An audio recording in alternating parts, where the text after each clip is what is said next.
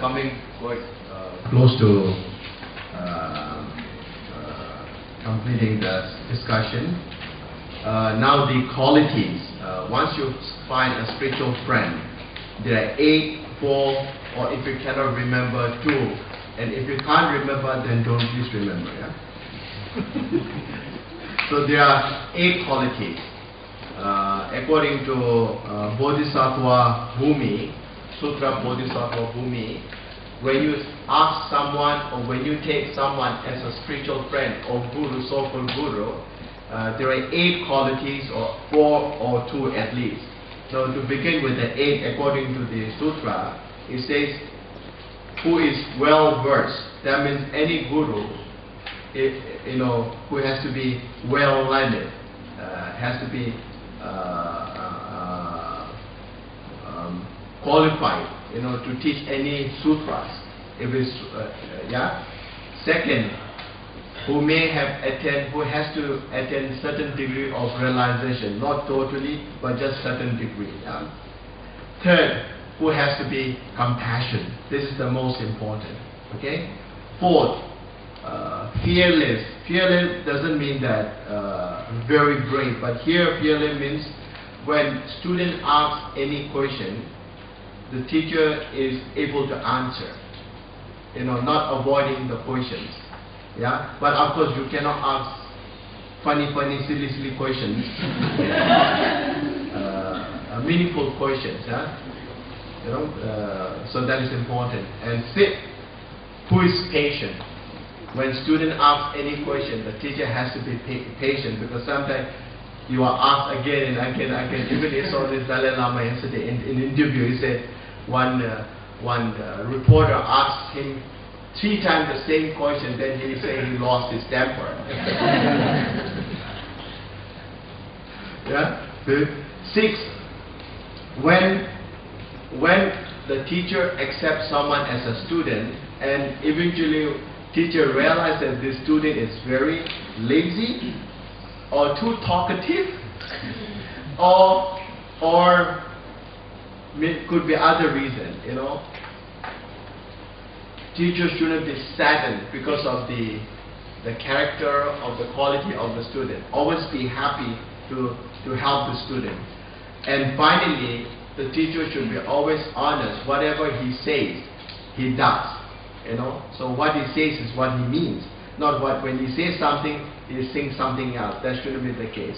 Now, according to Mahayana Sutra Lanka, about the 4 quality explains the teacher has to be highly learned, okay, and with full of wisdom.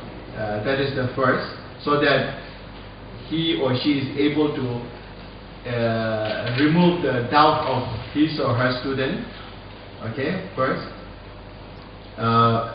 Second, okay. Yes, first. Second, the teacher is always honest and who speaks only the truth. Second. Third and fourth, who is able to clarify the difference between impurities and purities, and able to differentiate the characteristic of samsara and nirvana. And finally, Shantideva, who is known as Busuko, he is the most perfect one. He says, we can't remember all the qualities. Sometimes even we forget to remember our own name. Do you remember your refuge name? Almost few. Yeah? So we forget even to remember our name. So Shantideva put it in simple terms. He said there should be 2 qualities must be remembered. First, the teacher has to be qualified to teach any sutras. Whichever sutra that you are interested to learn, that is the first quality. The second, the most important one, teacher has to be compassionate. When teacher, any spiritual friend who teaches his or her student, has to come from one's heart. Not when you offer more money, the teaching gets more profound. When you offer less money, the teaching gets less, less meaningful. You know, that shouldn't be the case.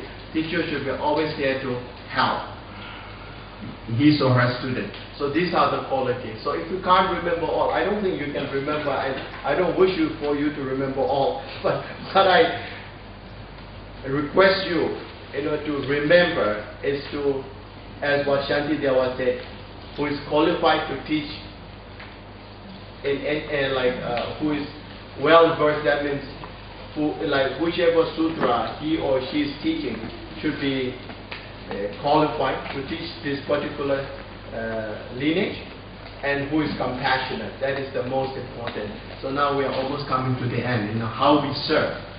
Now finally, once you find a spiritual friend, there's a way of serving. After finding, you cannot say, Rinpoche, please go for lunch, please go for dinner, please go for breakfast.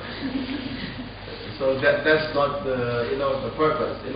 There are way of keeping this relationship. So that's what we will discuss. Almost the ending part now. Once you find a spiritual friend, there are ways of remaining in touch with your spiritual friend. Firstly, by serving him respectfully, receiving him respectfully and serving him first. Second, by serving him with devoted interest and reverence. And finally, by establishing for yourself the validity of his character instruction and acquiring your primary understanding. Anyway, I will explain it. Now, to begin with, receiving him respectfully. Once you find a spiritual friend, most like I'm seeing all the time. You follow almost every day. That I also, when I meet with my guru, I follow the same way like you. How we receive respectfully, how we receive him or her respectfully. When you meet him, maybe morning or whenever, when you meet him first time that day, so you make a prostration. That's what you do every day. Yeah. But then you have to also be aware. You cannot prostrate in airport, in department store. It will be strange, And I don't know how the guru will react also. Yeah. So should be proper place, like in temple while you're receiving the teaching, in his room or her room. That should be the right way to do it.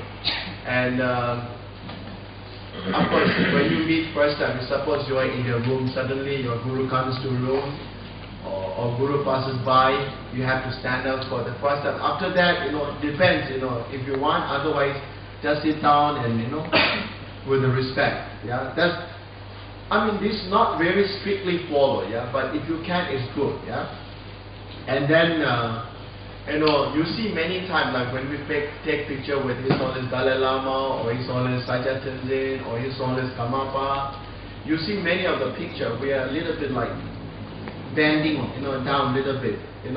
We don't take picture like His Holiness Dalai Lama. Not because this doesn't makes us lower or higher. This is just to show respect.